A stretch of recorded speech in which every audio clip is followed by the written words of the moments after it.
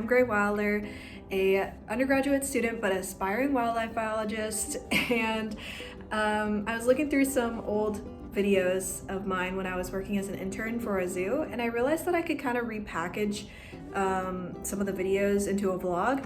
And so this is what that video is, and I'm hoping that this kind of gives people an inside look into what it's like interning at a zoo, what things I enjoyed about the experience, what I learned, and hopefully tips and tricks on how to get a position like this if you're interested. And I really hope this video helps. And I'm also sitting in front of the most beautiful sunset ever. I had to mention that. So anyway, enjoy the video.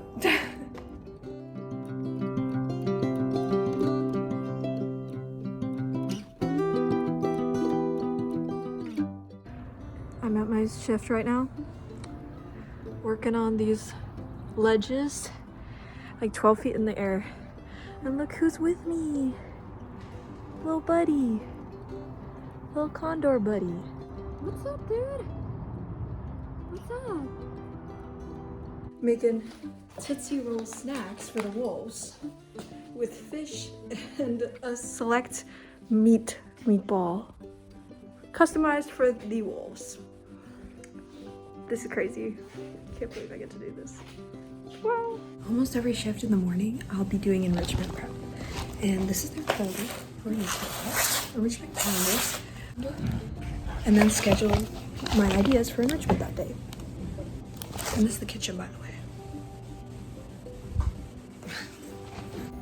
I'm making enrichment for the jaguars right now. And this is what I've been making. It's not the best thing that I've made, but I think it's actually pretty okay, because what I did is took 2 pizza boxes that we had, put some of their diet in there, and then shoved some biofacts of, I think these are feathers from our condors, question mark? And then I'm spraying them with a little bit, or like painting on a little bit of this scented prey thing that they had. So yeah, that's kind of what I'm doing as far as enrichment right now. Some other ideas that I've done are peanut butter smears on antlers, as well as I've done so many cool things, like freezing diet into like ice blocks and giving that to the animals. I've just done so much. Making a cake for Furman, the bison's birthday, that was given out today. That was such a cool day.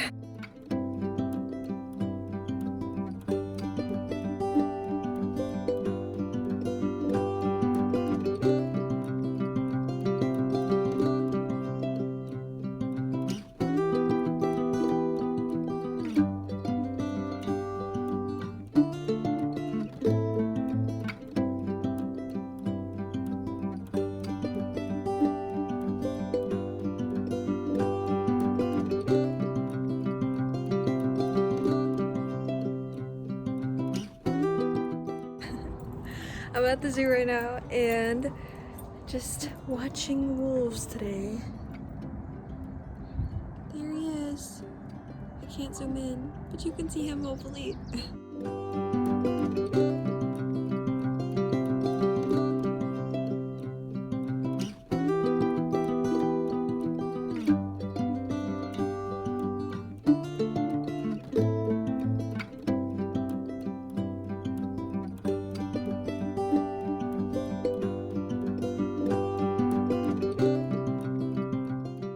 So right now I'm in the work truck and we are working on a bison recall, and we are watching them right now in the corral, trying to get them to kind of move away from our truck because we need the space to go into their corral and drop off some food for them.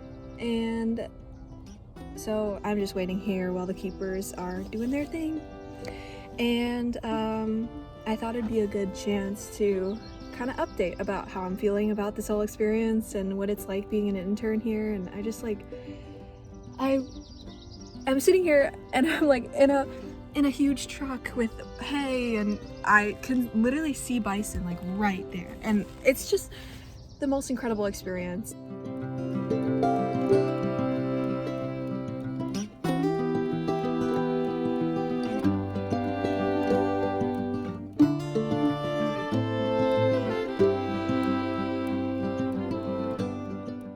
Today I'm feeding the bison some orchard hay.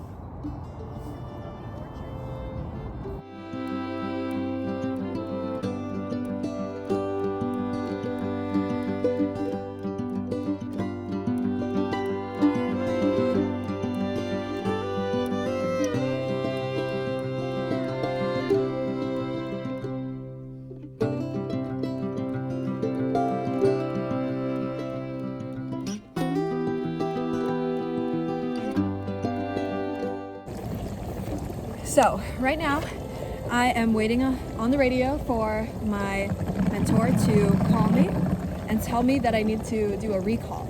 And basically a bison recall is using this bell right here. And I'm gonna ring it for around 5 seconds while the bison have been trained to know that that sound means food. So then I'm gonna throw them some delicious grain, which is just little pellets of nutritional food. And yeah. Hi guys! Hello! You want food?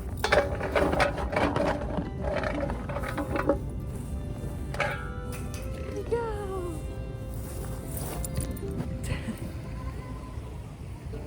So I'm in the hay barn right now, and I just thought I'd take a quick video because I'm on the last few days of my internship right now, and I've just been thinking about how much this experience kind of taught me, and how much I've learned, how much I've grown, how much stronger I am physically because of lifting all these hay bales. And I really think this internship has been one of the most valuable experiences of my career this far. I don't know.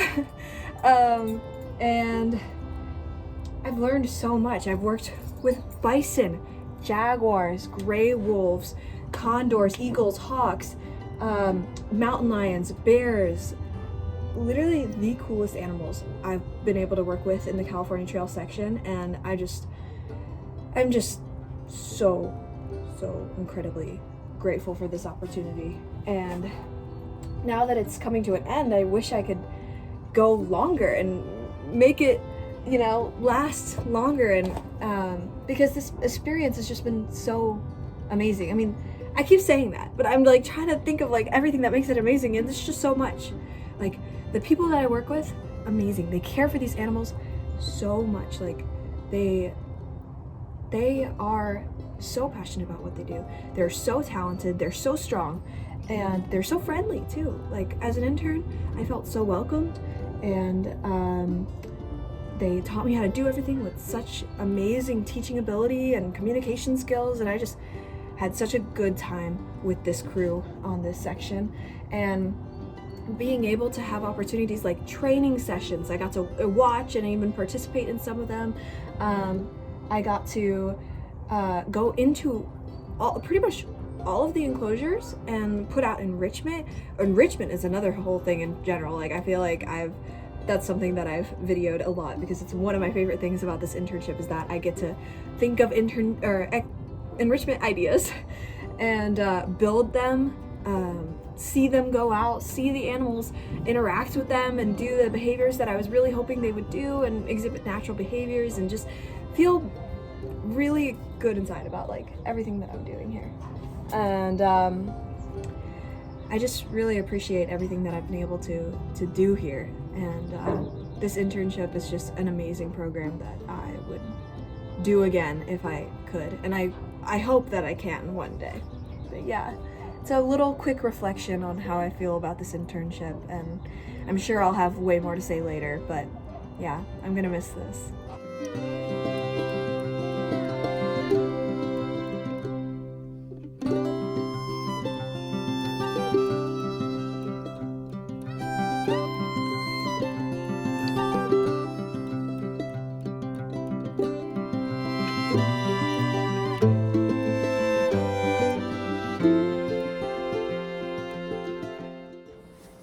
Okay, so to wrap up this video, I just wanted to say all these videos were recorded like a year ago. That's why I look pretty different. My hair is a different color, everything. But I remember this experience really fondly, and just to recap what some of my most important responsibilities were as an intern at a zoo, one of them by far was cleaning. If you're looking to get into animal care at all, especially that within a zoo, cleaning is not to be overlooked. Like, it is definitely a big part of the job. I know that there's a huge movement within the keeping industry, like zookeeping industry, to keep cleaning less of a responsibility on the actual animal keepers, because those people are trained in animal behavior, they're trained in animal care, they don't really deserve to be doing all of the cleaning all the time, and especially if it takes away from animal health. Anyway, the fact is that's kind of still part of the job, a major part of the job right now, so don't be expecting not to have to deal with poop and pee, a lot of it, all day, every day. And you know, that's not featured in my videos because it's not the best, like the most beautiful or fun part of the job, but it is a big responsibility, and it's not to be overlooked. But other than cleaning, there's so much more to the job that makes it so rewarding and impactful. One of which was food preparation and distribution. I loved prepping all the food, seeing what those animals ate, what things they preferred, and just learning how to prep food in general is really good as like a younger, young adult, learning how to deal with different food types. That might be, if you're working with carnivores, maybe you'll get some more experience like cutting meat that you wouldn't normally prep at home, so that was definitely a good experience for me. I had a lot of learning experiences trying to cut up some pieces of fish and other things. So also don't be afraid of cutting things up if you're ever going to be involved in food prep. I think that's something to be cautious of, or know what your limits are with, and yeah, that's something to keep in mind. But by far my favorite part of this internship was the enrichment prep. I had responsibilities of planning the enrichment for the days that I was going to be at the zoo, and prepping that enrichment. I learned how to use a lot of hand tools, like actual power tools, and welding and like everything. I didn't even take videos of some of the coolest enrichment I made, and I really regret that because they were so cool. I made like zip lines of stuff that you could like hang food off of a zip line, and it would just like zoom past the animal, and like the goal was to try and get the animal to like run, jump and pounce, and use those behaviors that they would be in the wild to like catch live prey on like food that we would feed them at the zoo. And it was just so incredible to see those behaviors that you'd really only naturally see in the wild be exhibited in a captivity setting. It's just so rewarding to be able to like do that, because I know that there's a lot of back and forth about the ethical lines of captivity, and this video is not about that. I'm not gonna get like fully into everything that with that debate, but I think that regardless, it is challenging to get animals in captivity to exhibit the same behaviors, to be in the same mental health state of animals in the wild. And from everything I've experienced at this job that I had, one, the keepers were so dedicated to that. They were they definitely acknowledged that part of the job and like had it as a huge priority for them. And two, like the fact that they had like a whole barn of equipment, supplies, ideas for enrichment. It was just like such a good environment to be able to like know what you should use to exhibit certain behaviors in animals. And it was just such a rewarding experience, and you learn a lot of things with using power tools and building and planning good ideas that are actually going to be worth it for animal behavior, and not some showy thing to the public. So it was a really good experience, and I think I learned the most out of that responsibility from the job. But another thing that I wanted to mention, I have like notes of everything that I wanted to mention.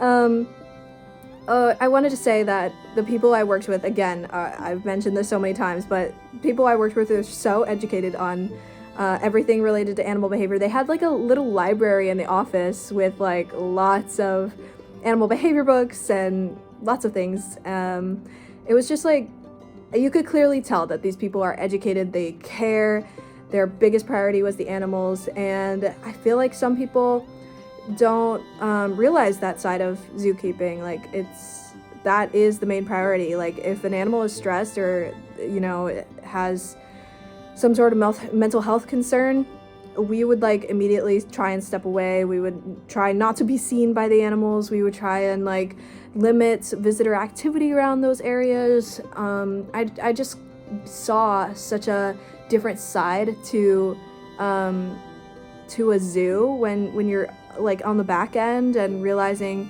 how these animals behave every day. You realize like when they're really stressed, and they have like actual policies in place to like make sure that they're doing all right and make sure that they regain a little bit of that calmness through whatever means necessary.